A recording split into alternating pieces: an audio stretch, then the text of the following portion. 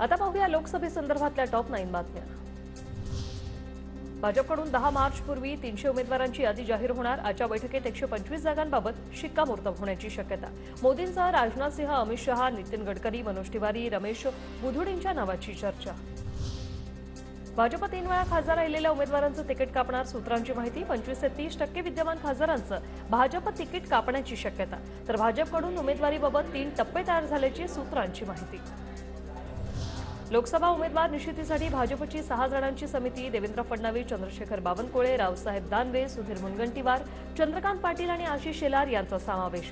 समितीने लोकसभा उमेदवारांची नावं जवळपास निश्चित केल्याची सूत्रांची माहिती। पंकजा मुंडे बीडमधून लोकसभेच्या रिंगणात उतरण्याची शक्यता। प्रीतम मुंडे यांच्याऐवजी भाजपकडून पंकजा मुंडे यांच्या नावाचा विचार सुरू असल्याची माहिती।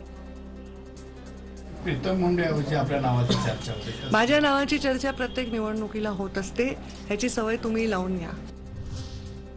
पंकजा मुंडेंसंदर्भात भागवत कराडांना प्रश्न। पंकजा मुंडेंच्या उमेदवारीवर आता भागवत कराडांनी या प्रश्नावर हात जोडले।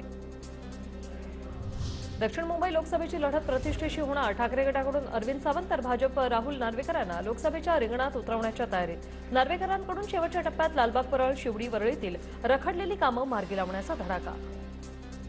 उत्तर मध्य मुंबईत भाजपकडून पूनम महाजन यांच्यासह पियुष गोयल, आशिष शेलार यांच्या नावाचीही चर्चा। अभिनेत्री माधुरी दीक्षितच्या नावाचीही चाचपणी।